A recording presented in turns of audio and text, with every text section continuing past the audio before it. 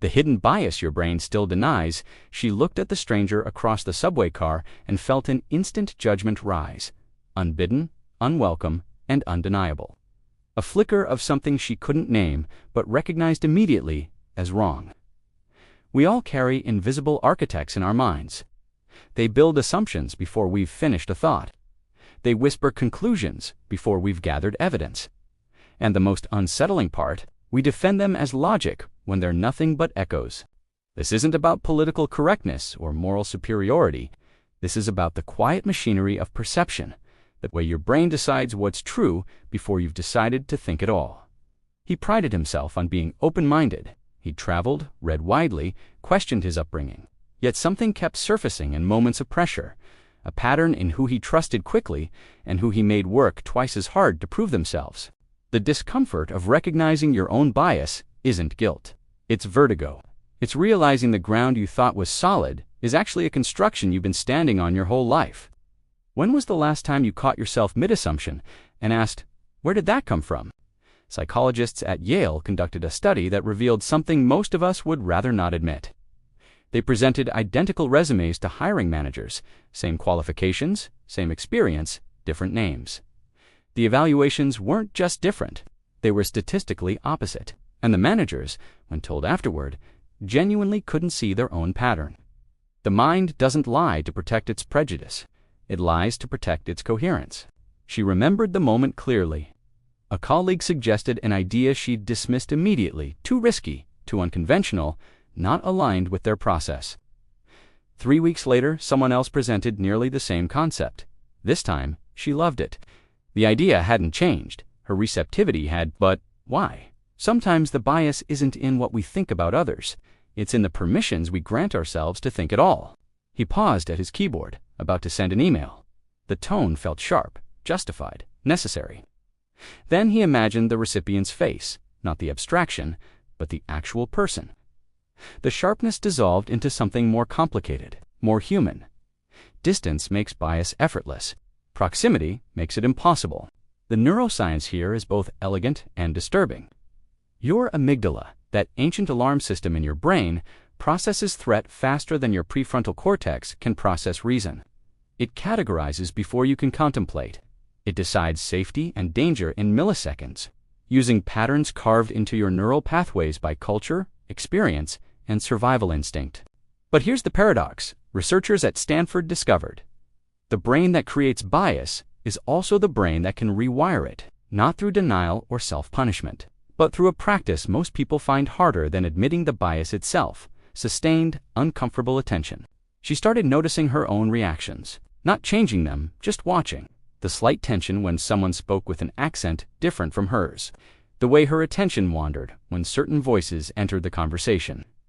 The assumptions she made about competence, based on presentation, on age, on things that had nothing to do with the content being shared.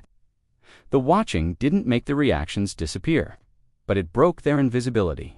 What surprised her most was how exhausting awareness became. Every day required dozens of micro-corrections, tiny pauses where she'd interrupt her own certainty and ask, is this real or is this reflex? Maybe growth isn't about becoming someone new.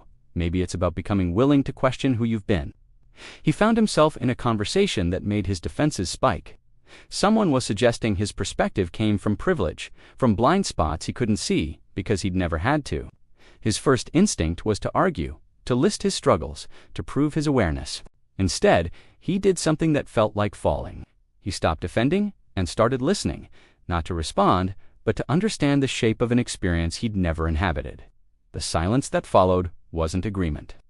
It was recognition that certainty had been his way of avoiding learning. Cognitive scientists call it the bias blind spot, our ability to recognize prejudice in everyone except ourselves.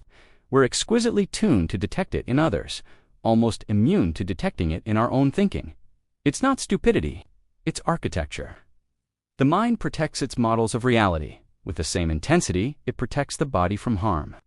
But unlike physical pain, intellectual discomfort is often the signal that growth is possible. She began a small practice.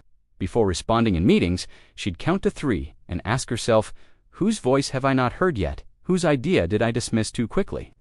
What am I assuming about this person that I'd never assume about myself? The practice didn't make her a saint.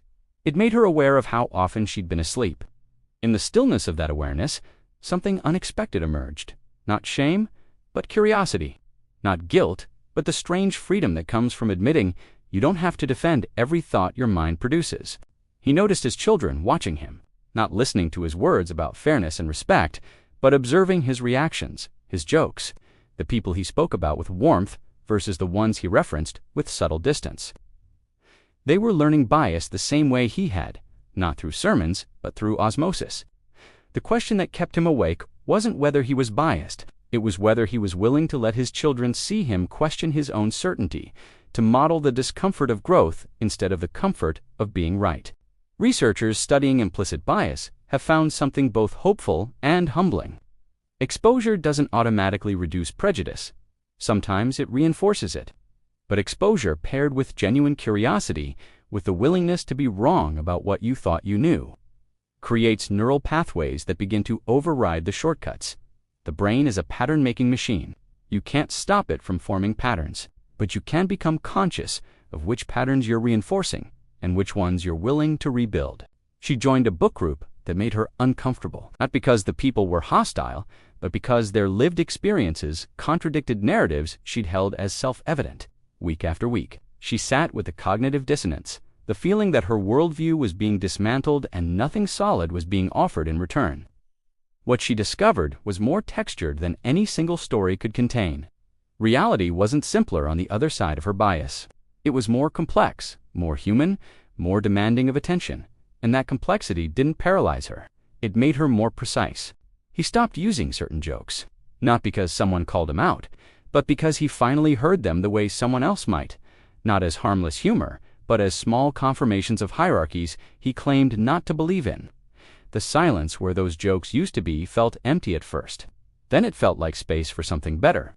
Part of him worried that questioning everything would lead to paralysis, that he'd become so self-conscious he couldn't speak or act without second-guessing every impulse.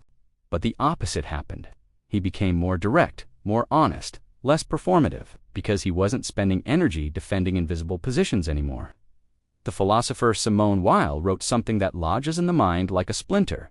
Attention is the rarest and purest form of generosity. Not agreement, not acceptance. Attention, the willingness to see what's actually there instead of what you expected to find. Your bias isn't proof of moral failure. It's proof you have a human brain shaped by a specific history in a specific context.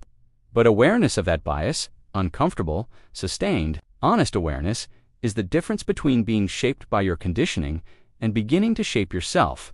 She found herself in a conflict at work. A team member accused her of favoritism, of giving more resources and patience to certain people while holding others to invisible standards they couldn't meet.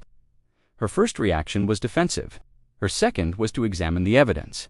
The pattern was there, undeniable once she stopped looking away. The apology she offered wasn't a performance. It was an acknowledgement that good intentions don't erase impact, and awareness doesn't arrive all at once. It's built through repeated willingness to be wrong. What surprised me most wasn't how a simple journal practice reshaped my thinking, but how it made invisible patterns suddenly legible. I started using a reflection journal to track my daily assumptions, not to judge them, but to see them clearly. I wasn't expecting a notebook to reveal the architecture of my own blindness, and honestly, I resisted it for weeks before I understood what was shifting. This isn't a recommendation, just a tool that stayed with me.